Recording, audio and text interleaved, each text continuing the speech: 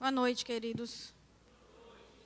Hoje nós vamos falar um pouquinho sobre Davi. E aí, eu quero dizer que ultimamente eu tenho estudado um pouco mais sobre a vida de Davi, porque, como alguns sabem, eu e a Rebeca estamos fazendo um curso online do estudo das Escrituras pelo F-Hope. Até uma oportunidade de eu divulgar os cursos. E o curso está terminando esse mês, nós já vamos nos formar agora, dia 22 de junho. Foi um ano de estudo, de aprendizado, de experiências novas com Deus, foi muito bom. O Ministério F-Hope, eu acho que muitos conhecem, de adoração e oração. E esse último módulo foram 18 aulas sobre a vida de Davi. E aí, quando a gente... eu tenho uma mania, né? Não sei se é uma mania feia ou é uma mania boa, não sei. Mas eu tenho uma mania que, quando eu descubro coisas novas, me dá assim um farnizinho para me falar com as pessoas, né? E aí eu comento, e eu falo, e eu fico naquela empolgação de passar para frente o que eu descobri. E aí, estudando muito esses dias sobre a vida de Davi, eu comecei a comentar com algumas pessoas. Olha, eu estou até com vontade de pregar sobre Davi, passar algumas coisas. E eu não via muita empolgação no rosto das pessoas, né? E aí, até que uma delas teve a coragem de olhar para mim e dizer assim: vai falar o quê, pastora, sobre Davi? A gente já sabe tudo sobre Davi. Aí eu fiquei me perguntando, será que a gente sabe tudo sobre Davi? Ou será que a gente sabe muito sobre Davi, mas não sabe tudo sobre Davi? Porque as Escrituras, a palavra de Deus, é uma fonte inesgotável de conhecimento. É uma fonte inesgotável. Não existe nenhum assunto que você já saiba tudo, que não haja mais a se buscar sobre ele, né? E a vida de Davi é um estudo muito longo, porque a vida toda de Davi está descrita na Bíblia. Não apenas um episódio específico, não apenas uma situação específica na vida dele, mas praticamente a vida dele toda está descrita lá, com muitos acontecimentos, com muitas situações, com muitas coisas vividas por ele. Então, uma pessoa que tem ricas informações, um rico conhecimento para nos apresentar. E a outra pergunta que eu comecei a me fazer é o seguinte: realmente a gente tem ouvido muita gente pregar sobre Davi, a gente estuda muito o livro de Samuel, né? Lê bastante, conhece que Davi foi segundo o coração de Deus, e conhece que ele venceu Golias, e conhece que ele foi o rei, e conhece também de que ele teve muitos pecados, e a gente às vezes se pergunta assim, mas como? Esse homem com pecados tão grandes, tão sérios, e ainda foi intitulado pelo próprio Deus como homem segundo o seu coração. Isso causa na gente um ponto de interrogação mesmo. Mas a pergunta que eu me fiz esses dias foi a seguinte: a gente realmente conhece muito sobre a história de Davi, mas será que a gente tem vivido realmente como Davi? Porque as Escrituras, elas não estão ali apenas para nos dar um conhecimento teórico da coisa. A palavra de Deus, a Bíblia, não foi escrita apenas para a gente conhecer os fatos, mas para a gente, em cima dos fatos, viver uma verdade. Viver o que Deus espera. Viver os princípios que estão embutidos ali na palavra. Então, nós conhecemos sim muito a respeito da história da vida de Davi. Mas será que a gente já está vivendo pelo menos perto do que Davi viveu? Será que se o Senhor olhar para o nosso coração hoje, Ele pode dizer assim: você também é um homem segundo o meu coração. Você também é uma mulher segundo o meu coração. Porque quando Deus disse assim: achei a Davi um homem segundo o meu coração, Deus não disse assim: achei a Davi o único homem, o homem. Ele disse um, dentre muitos. Achei um. Para aquela realidade, para aquela história ali, para aquele momento histórico, ele achou um homem que era Davi. Mas eu creio que no meio de nós temos pessoas sim, segundo o coração de Davi. Nós tivemos outros homens na história. José, por exemplo, será que José, com todo o nível de santidade, de busca e de obediência, ele não era um homem segundo o coração de Deus? Jó, quando a gente vai ler o livro de Jó, no primeiro capítulo, a primeira descrição de Jó é assim, que ele era um homem que andava conforme a vontade de Deus, que ele era um homem justo, obediente, que tinha muito temor a Deus. Será que ele não era um homem segundo o coração de Deus também? Sim. E dessa forma nós vemos muitos homens na Bíblia também que deixaram suas histórias registradas e que eram homens também, segundo o coração de Deus. E no nosso meio também existem homens assim, mulheres assim, que já colocaram a sua vida numa disposição tal para Deus e num nível de amor e comprometimento por esse Deus, que hoje eles vivem sim como homens e mulheres segundo o coração de Deus. E esse é o nosso desafio para a nossa vida hoje. Algumas coisas que a gente vê sobre a vida de Davi, e uma pergunta que a gente faz é: qual o propósito, de um modo geral? Qual é um propósito maior pelo qual a vida de um homem foi descrita com tantos detalhes ali na Bíblia? Eu não sei se eu gostaria que a minha vida fosse descrita na Bíblia com tantos detalhes como foi a vida de Davi, inclusive maioria dos seus pecados. Com certeza tiveram outros. Mas os pecados maiores na vida de Davi estavam todos descritos ali para todo mundo ver a qualquer tempo. Para toda a eternidade aqui na terra. Então, se a gente for analisar essa situação, será que a gente gostaria que a nossa vida fosse exposta dessa forma também, escrita assim num livro, para que todo mundo pudesse ler a qualquer hora, a qualquer momento? Mas a vida de Davi, ela foi escrita e deixada registrada ali na palavra de Deus por dois motivos. E a gente pode encontrar essas duas razões, ou esses dois motivos, lá em Isaías 55, 3 e 4. Eu acho que a referência está errada, mas tudo bem. Inclinai os ouvidos e vinde a mim, ouve, e a vossa alma viverá. Porque convosco farei uma aliança perpétua, que consiste nas fiéis misericórdias prometidas a Davi. Eis que o darei por testemunho, ou por modelo, aos povos, como príncipe e governador dos povos. Então, aqui nós temos dois propósitos pelos quais Deus deixou a vida de Davi registrado. É importante que a gente saiba disso, porque na hora em que a gente vai estudar a vida de Davi, nós temos que entender por que o Senhor deixou a vida de Davi registrada aqui. Para que eu pudesse aprender sobre duas coisas. A primeira coisa é que a vida de Davi se torna um modelo para que a gente possa olhar para ele e a gente possa tomar uma decisão na nossa vida. Será que eu quero ser igual a Davi? Essa é uma das razões. E a segunda razão pela qual Deus deixou a vida de Davi tão rasgada na Bíblia dessa forma, tão vista e tão exposta, principalmente os seus pecados, foi para que a gente pudesse entender o tamanho, a dimensão, a proporção que a misericórdia de Deus pode alcançar uma pessoa.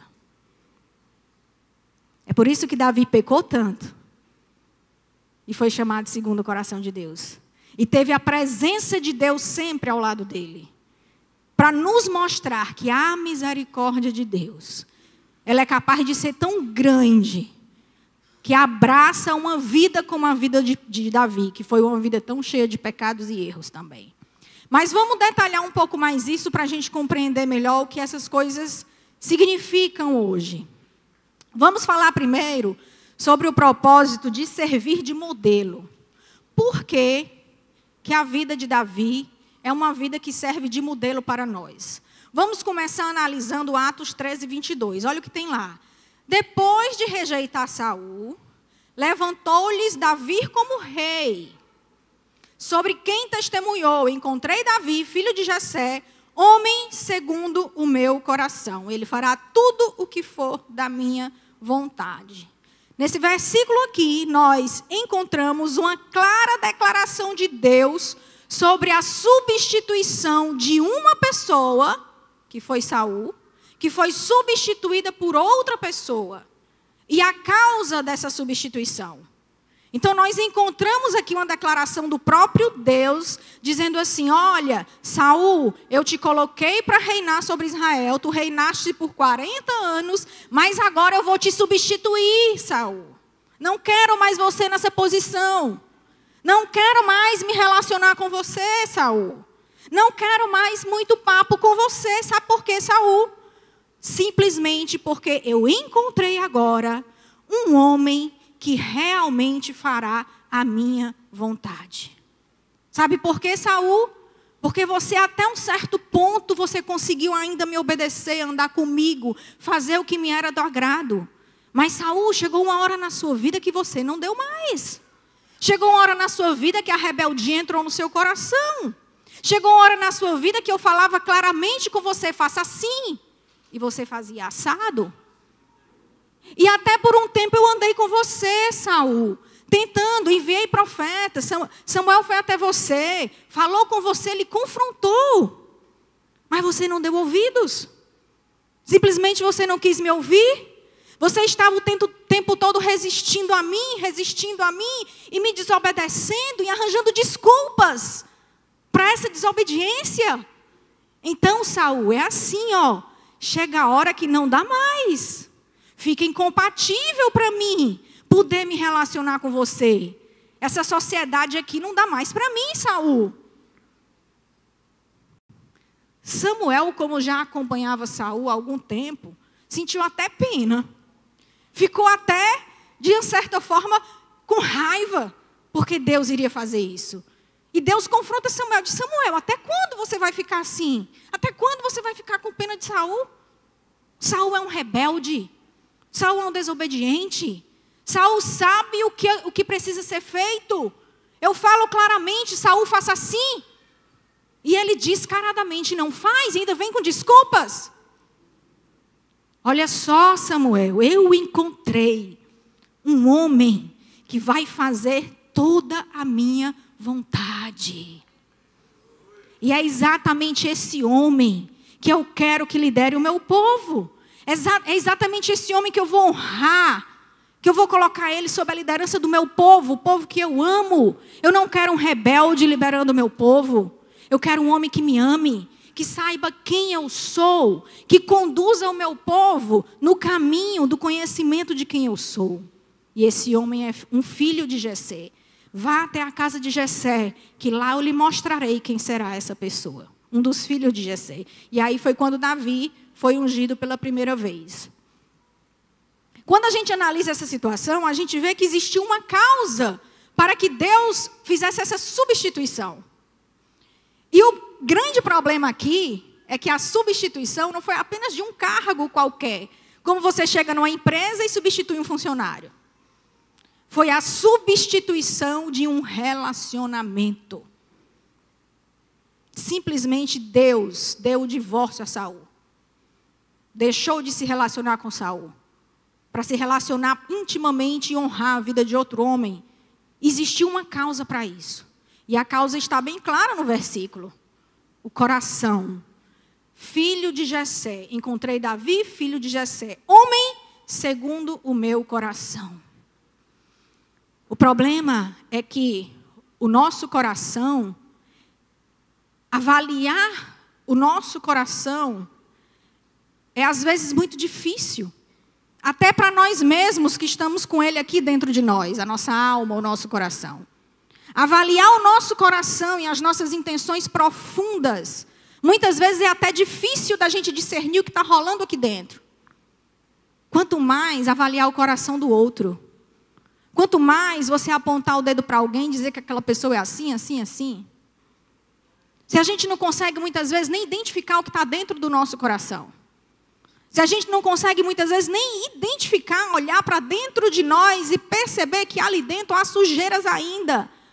Há situações, há sentimentos, há desejos errados, enganosos, que não procedem de Deus e que Deus não quer que eles estejam ali dentro de nós. Mas nós estamos vivendo e caminhando todos os dias com esses sentimentos obscuros dentro de nós. Faz de conta que não está acontecendo nada. Faz de conta que esse sentimento não existe. Eu não vou nem pensar nisso, porque se eu pensar demais, vai dar vontade até de resolver. Então não vamos pensar muito, não. Vamos se manter assim, andando dessa forma. E as coisas vão crescendo. E daqui a pouco, uma situação que era tão fácil de resolver, se torna raízes dentro de nós profundas, que vão trazendo outras situações cada vez mais difíceis dentro de nós. E aí uma mágoa que era bem pequenininha, se torna um grande rancor dentro de você. Uma grande falta de perdão. Que vai não só bloquear os seus relacionamentos, seu relacionamento com aquela pessoa que te magoou, mas com todas as outras que estão aqui ao teu redor. Pessoa que não tem nada a ver com isso. As sujeirinhas que estão dentro de nós, escondidas lá no nosso coração, e os sentimentos que a gente acha que é besteirinha, são sentimentos que vão crescer e se tornar grandes gigantes dentro de nós. E às vezes esses gigantes se tornam tão grandes que você pensa, que você acha que você não consegue mais derrubá-los. Deixou crescer.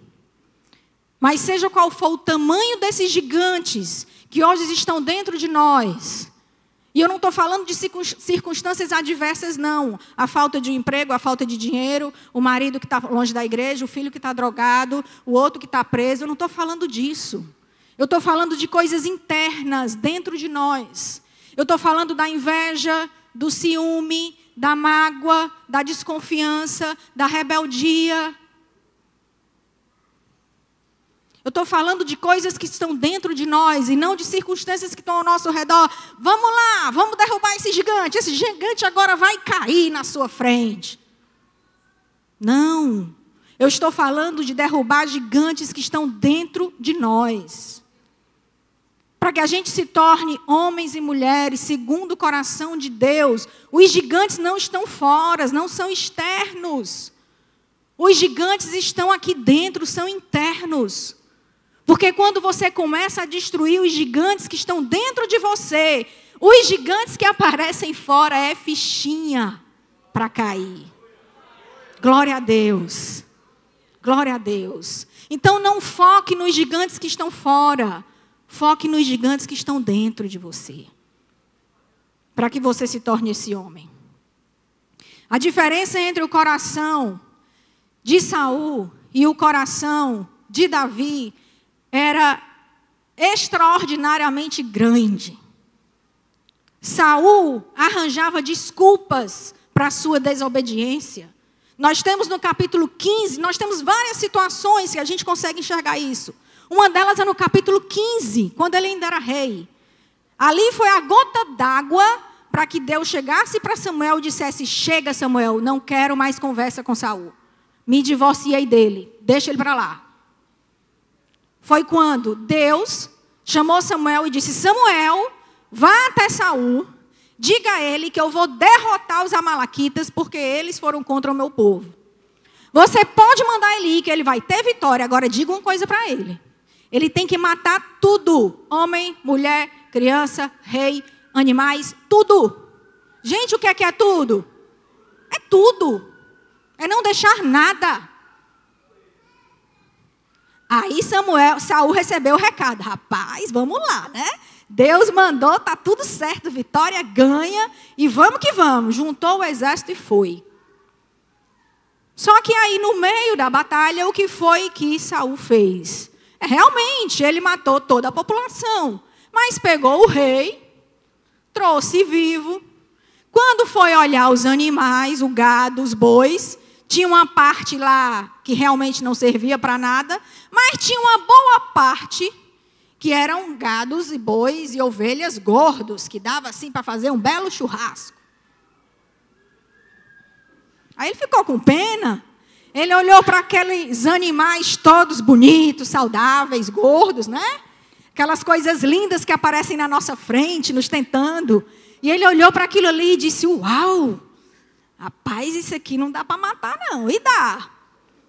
Quando a gente tiver um fogo aceso mais tarde, aí dá para matar. Bem bonitinho. Agora não. Gente, farra o seguinte: pega essa boiada, esse gado, essa coisa, toda ali bonita, linda e gorda, traz vivo e mata o resto. Isso aqui não presta não, está muito magro. O que tiver ruim, mata tudo. Mas o que tiver bom, a gente leva. Tudo bem. Quando Samuel veio fazer a visita, Samuel chegou e Saul, muito articulado, né, como muitas vezes nós somos, muito articulado, quando avistou Samuel de longe, Samuel, Deus te abençoe, meu filho, profeta, homem de Deus. Ele sabia, né, que ele estava com pecado oculto, já foi logo abençoando Samuel. Aí Samuel olha para ele e diz assim, Saul, tá tudo bem? Deu tudo certo? Rapaz, deu tudo certo e eu obedeci tudo que Deus disse para fazer.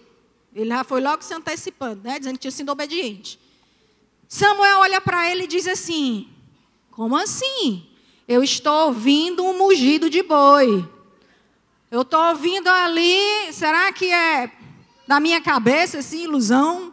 Estou ouvindo aqui animais. De onde saíram esses animais? Não, Samuel. Olha, eu sou tão obediente, mas eu sou tão obediente, que eu peguei os melhores animais para sacrificar para o teu Deus. Não foi nem para o Deus dele, viu? De tão astucioso era Saul.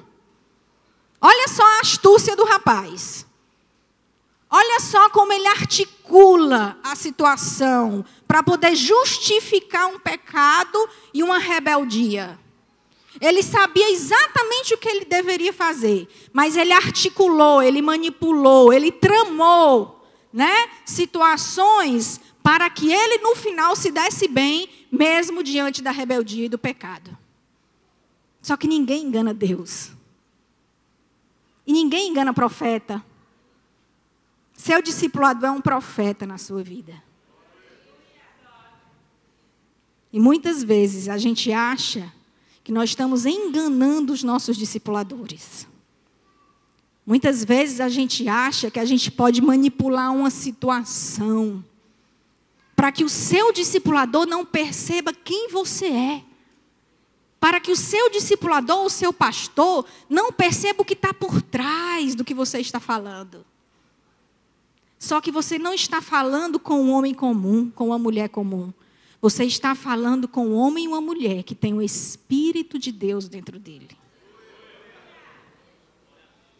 E muitas vezes o Espírito de Deus, ele vai, falar bem baixinho no ouvido do teu discipulador. E as situações aparecem. Foi exatamente o que aconteceu com Saul e Samuel. Saul fez de tudo para dar uma enganada ali na história. Mas não deu certo. A coisa apareceu. Então ele disse, olha, não, Samuel, eu deixei as melhores, os animais gordos, para sacrificar para o teu Deus. Eu sou muito bom, eu sou obediente. Aí é quando Samuel diz, olha, melhor obedecer do que sacrificar. Deus não precisa do teu sacrifício. Ele precisa da tua obediência. Ele não precisa que você se sacrifique para ir atender alguém, para ser o bonzão, para ir pastorear, para ir fazer coisas no reino. Ele não precisa mais do que o teu trabalho ministerial. Ele precisa da tua obediência. Ele quer o teu coração alinhado com o dele. Ele quer a verdade mais profunda que está dentro de você. Que ela seja exposta para que haja cura. Para que haja crescimento espiritual, amadurecimento em Deus. Enquanto nós estamos escondendo as nossas coisinhas, a gente não amadurece, a gente não cresce. A gente fica ali marcando passo o tempo todo. E o pior de tudo isso é que quando a coisa se estende um pouco mais, quando a coisa vira uma rotina na sua vida, quando a coisa já vira algo que você faz assim sem nem se incomodar, ela saiu da desobediência para a qualificação de rebeldia. Sabia que existe diferença entre uma desobediência e um estado de rebeldia? A desobediência, você faz, você se incomoda, foi um deslize, você caiu, mas há dentro de você ainda um sentimento de arrependimento. E Deus ainda pode falar contigo e você ouvir a voz dele e dizer, não vou mais fazer isso. Mas quando aquela atitude vira uma rotina na sua vida, você nem se incomoda mais. Você faz assim, vai fazendo, e é assim mesmo, eu sou assim, vai viver assim. Vira rebeldia. E é quando vira rebeldia que Deus olha para a gente e diz assim, não quero mais me relacionar com esse tipo de gente. Foi só isso que ele fez com Saul. Chegou um ponto que Deus ficou incompatível, virou incompatibilidade.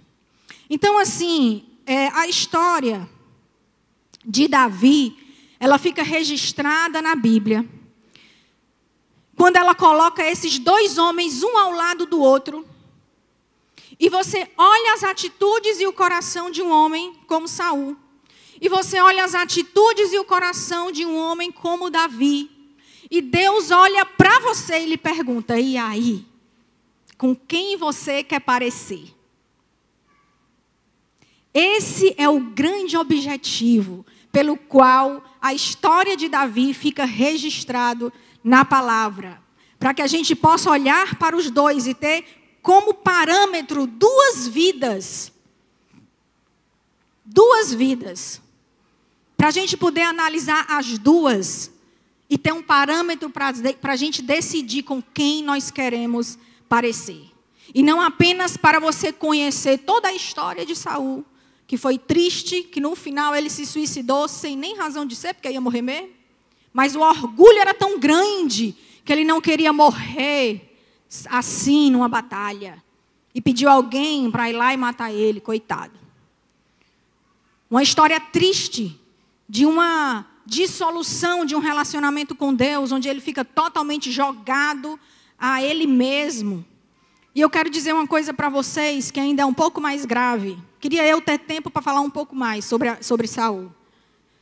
Mas Saul chega a um ponto da vida dele, acho que é versículo 16 ou 17, entre um e outro, que fala assim, o Espírito de Deus saiu de Saul e entrou nele um espírito demoníaco.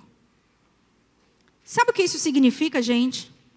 Significa que quando a gente está resistindo a Deus, quando nós estamos resistindo ao que Deus está nos falando, é como se nós tivéssemos uma parede de concreto na nossa frente e a gente estivesse empurrando essa parede com todas as nossas forças.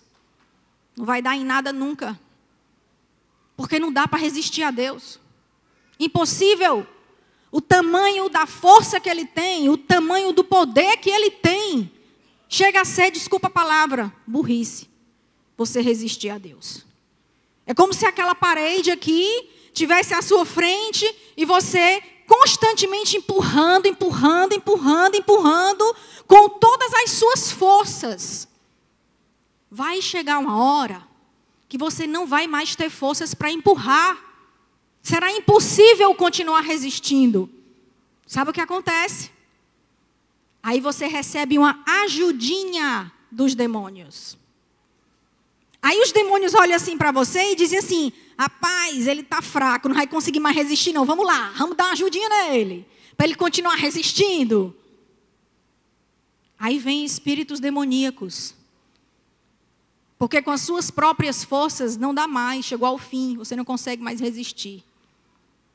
Aí vem espíritos demoníacos sobre você, para lhe dar uma força a mais, um aumento na sua força, para lhe ajudarem a continuar resistindo à vontade de Deus. Foi o que aconteceu em Saul. Da mesma forma, quando nós estamos nos submetendo à vontade de Deus, e quando nós estamos nos submetendo ao que Ele diz, e quando nós estamos buscando, não a minha vontade, mas quando eu estou buscando a vontade de Deus, Eu não estou olhando ao redor, para as circunstâncias ao meu redor e para os meus objetivos terrenos. Eu estou focado em Deus, no que Ele quer para a minha vida. É cansativo também. Tive uma experiência muito profunda nesse aspecto e bem recente. A gente perde as forças. Chega uma hora na vida do crente que fica difícil continuar, que fica pesado, que as suas forças se esgotam por completo. Parece que você está na lona. Parece que você está totalmente deitado e arrasado na lona. E você olha para o Senhor e você diz assim: Senhor, eu não tenho forças para continuar. Sabe o que acontece? O Senhor vem te dar aquela ajudinha. E Ele vem com uma força sobrenatural sobre você. Porque Ele está vendo, está entendendo que você chegou no seu limite. Que as circunstâncias sugaram as suas forças realmente. Que não está sendo fácil, mas Ele vem te socorrer. E Ele derrama sobre você uma força sobrenatural. Que vem no teu ânimo, que te revigora, que te coloca para frente. Mas vem também na tua carne.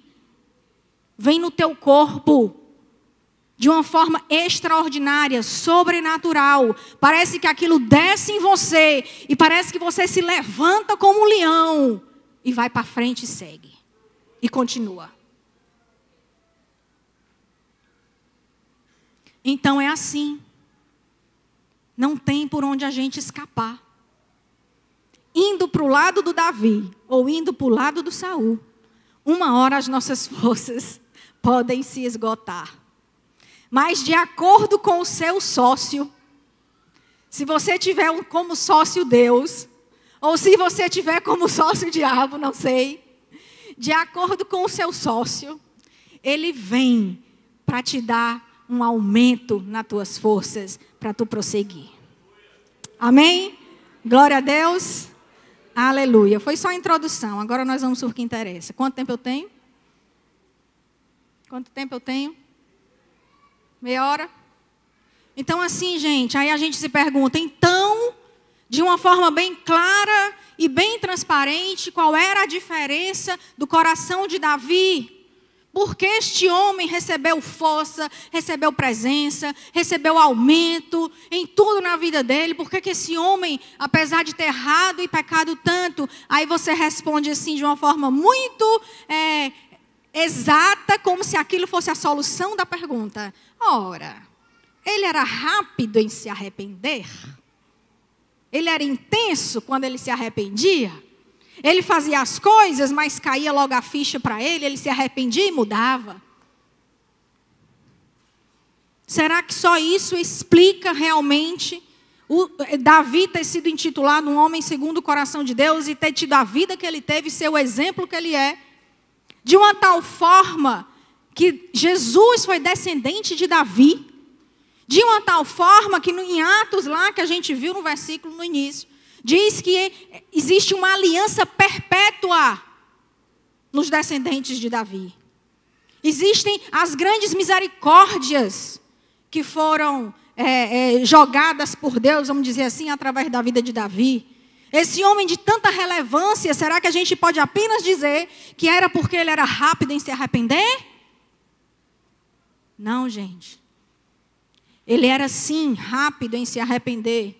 Ele era sim intenso quando ele se arrependia. Bastava alguém vir confrontar e cair a ficha para ele. Puxa, errei. Pequei contra o meu Deus. Mas a causa das atitudes de Davi serem assim é porque ele tinha uma identidade em Deus. Só que nós precisamos saber que identidade era essa.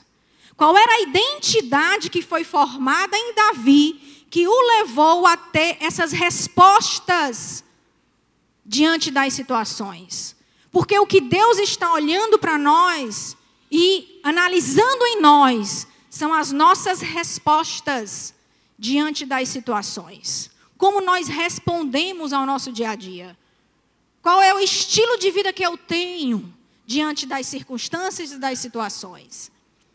O que o Senhor está analisando é isso, mas as nossas respostas, elas sempre vão vir de algo que está dentro de nós, de quem eu sei que eu sou e de quem eu sei que Deus é.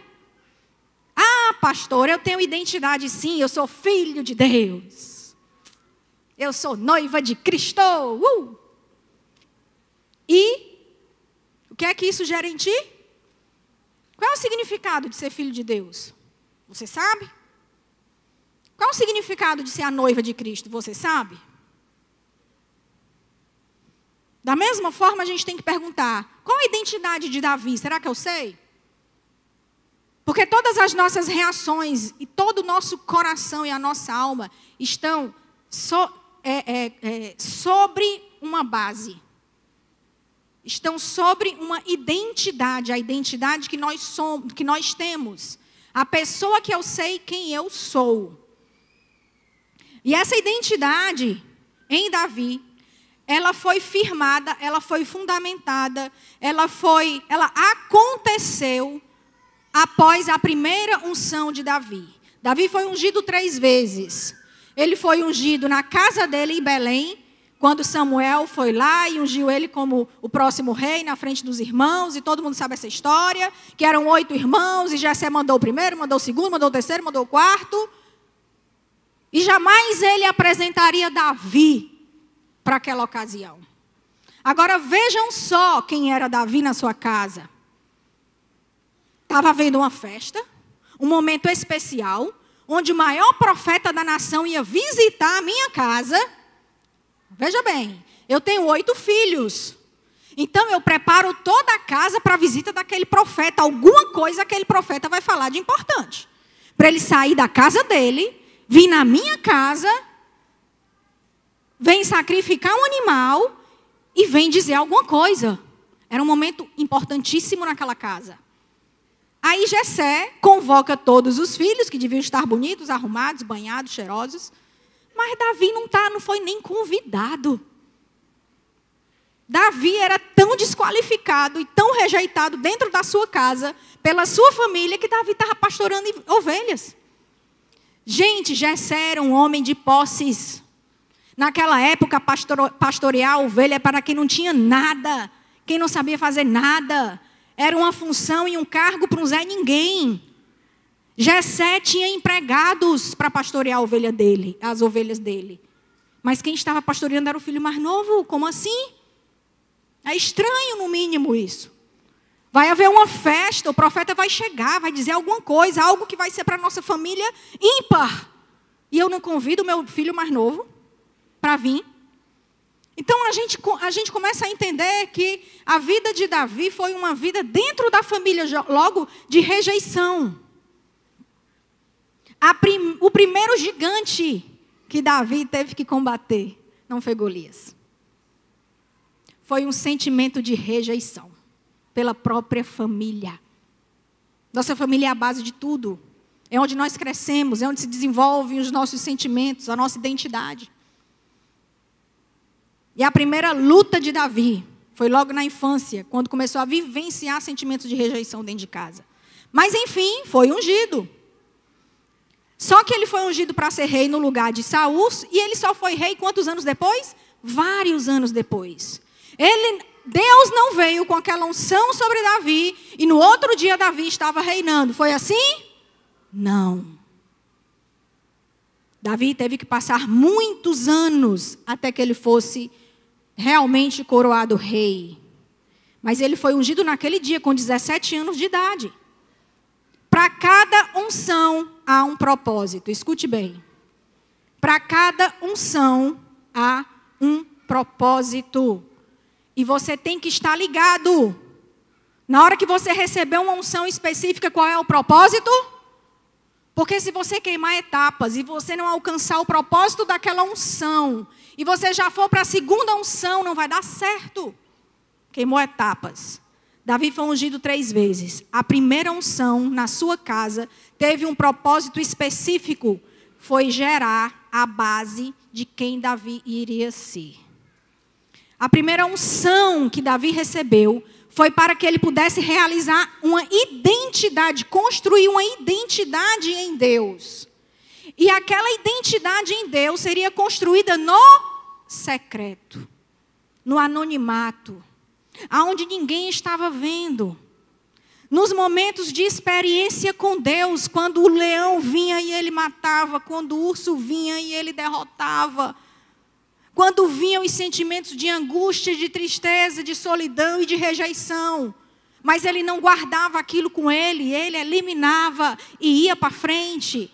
Quando ele buscava o Deus dele em secreto, quando ele orava, quando ele adorava, quando ele escrevia os salmos. Aquela primeira unção foi um aumento da presença de Deus em Davi, para que ele realizasse as atividades do cotidiano dele, quando ninguém estava vendo. Em fidelidade, em mansidão, em serviço, em amor a Deus. A cada experiência que Davi ia tendo no seu dia a dia, hoje com o urso, amanhã com o leão, depois com a rejeição. A cada experiência no dia a dia dele, ele ia crescendo no amor que ele tinha por Deus. Ele derrubava o urso, Senhor, eu te amo demais, porque eu não posso. Foi o Senhor aqui, nas minhas mãos, me dando força para matar esse urso. E o amor dele crescia. Aí dias depois vinha um leão. E aí ele se atracava com o leão e derrubava o leão e protegia as ovelhas. E no final daquela batalha, Senhor, só pode ter sido tu. Porque um homem normal não tem força de matar um leão. É tu, Senhor, porque tu me ama demais. E o amor de Davi aumentava mais ainda por Deus. E aí ele chegava em casa e recebia a rejeição dos pais, dos irmãos. E ele disse, Senhor, eu não preciso de homem nenhum. Eu só preciso de ti porque tu me amas demais. E o amor de Davi crescia mais um pouco por Deus. E assim ele passou 7 anos. 7 anos. Onde a identidade de Davi em amor por Deus ia crescendo a cada dia.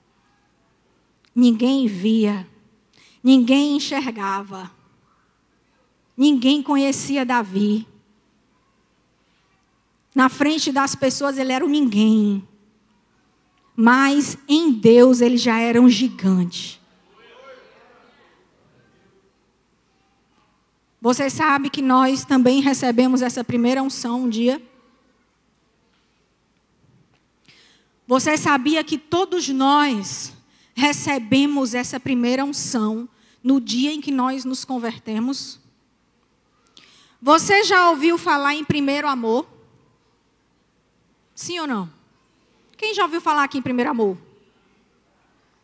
Ai, mas é porque o primeiro amor, pastora, no dia que a gente se converte, a gente se apaixona ali instantaneamente por Jesus e a gente quer deixar tudo. E agora eu quero viver só para Ele. E agora eu só respiro Jesus. E agora eu só respiro Bíblia. E agora eu acordo de madrugada para orar. E agora eu adoro com intensidade. E agora eu me quebranto tão fácil na presença dEle. E agora eu sinto a presença dEle até nos passarinhos que estão voando. Primeiro amor, mas acabou. Gente, esse primeiro amor que a gente chama, que não deveria ser primeiro amor, mas amor definitivo, ou amor inicial, sei lá. Esse primeiro amor é uma unção que você recebe no dia em que você aceita Jesus. É um aumento da presença de Deus sobre você. É o Espírito Santo que entra em você. Você ressuscita, teu espírito ali ressuscitou. Você agora está atento ao ouvir de Deus. E aí por isso que vem aqueles sentimentos de prazer em Deus e de satisfação. Sabe para quê? Para que a partir dali se construa uma identidade nova em quem você é. Só que existem os passos para que essa identidade nova possa ser construída. Você precisa ficar um pouquinho no anonimato. Não receba a unção e vá para a mídia, não. Não receba a unção e vá montar uma igreja, não. Não receba a unção e vá lançar um CD, não. Fica no anonimato um tempo, só buscando, só desfrutando dessa paixão que está dentro de você. Fica um tempo no anonimato, orando de madrugada, descobrindo quem é esse Deus.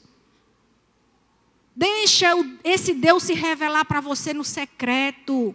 Deus se revela para nós no secreto. É nos nossos momentos de oração. É nos nossos conflitos interiores que a gente vai para os pés dele. E a gente escuta uma palavra e a gente sente ele falar. Vai deixar Deus gerar em você essa identidade de quem ele é e de quem você é. E esse tempo pode durar poucos anos, mas pode durar muitos anos. Até que você tenha a condição de receber a segunda unção, que é a unção de você sair do secreto, porque você já construiu sua identidade, você já sabe quem você é, o tamanho do seu amor por Jesus cresceu. O amadurecimento cristão que tem que haver em nós é amor por Deus, não é conhecimento das Escrituras, não. Não tem nada a ver com teologia, não tem nada a ver com conhecimento científico da Bíblia. Amadurecimento espiritual tem a ver com crescimento do seu amor por Ele, da sua paixão por Ele, do seu envolvimento emocional por esse Deus. Você pode não saber quase nada das Escrituras, mas você pode ter desenvolvido em você uma paixão extraordinária e extravagante por Deus. Só no seu tempo a sós, só através das orações. Eu não estou dizendo que ler Bíblia é ruim não, gente, pelo contrário, tem que ler. Porque se eu não conhecesse a vida de Davi, hoje eu não tinha no meu coração o sentimento que eu tenho hoje. Então eu preciso ler Bíblia. O que eu estou dizendo para você é que vai muito além do conhecimento teológico. É o que está dentro de nós, é o nosso sentimento por Deus. Amém? Paulo?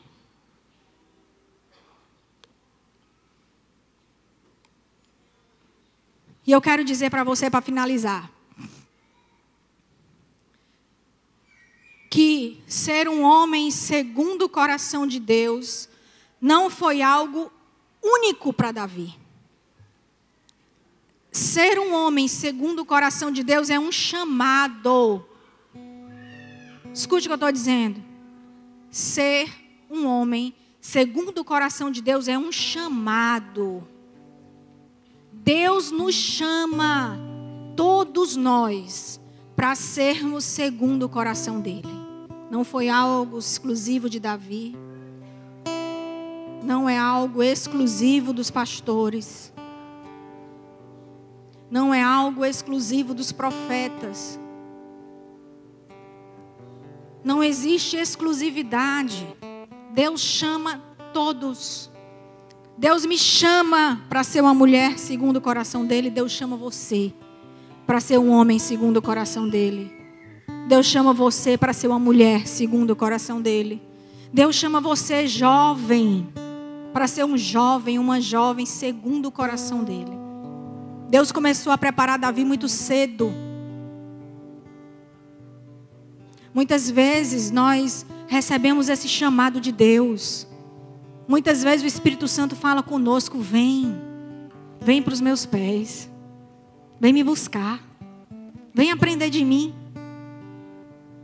vem para perto de mim que eu vou me revelar, eu vou te dizer quem eu sou. Mas às vezes a gente está cansado demais, às vezes a gente está focado nas coisas ao nosso redor, às vezes a gente está focado até no nosso ministério.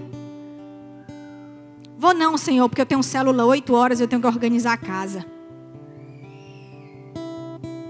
Vou não, Senhor, porque eu tenho que discipular hoje. Eu vou ficar cansado. O Senhor se agrada, né, quando vê eu discipulando? Então tá tudo certo. Só que o Senhor quer algo mais. Ele não quer só o seu trabalho. Entendam bem. O nosso trabalho ministerial, o nosso chamado, seja ele qual for, pastor, mestre, profeta, evangelista, ele é secundário a nós, ao nosso relacionamento com Deus. Ele vai acontecer sim, e ele tem que acontecer sim, porque Deus não nos chamou para estarmos apenas desfrutando da presença dele e não impactar a terra com isso. Mas Ele nos chamou para desenvolvermos uma identidade nele em amor antes de ir para o externo. Antes de impactar o mundo com o seu trabalho ministerial, com o seu chamado, você tem que ser impactado por Ele aqui dentro. Amém? Vamos ficar de pé.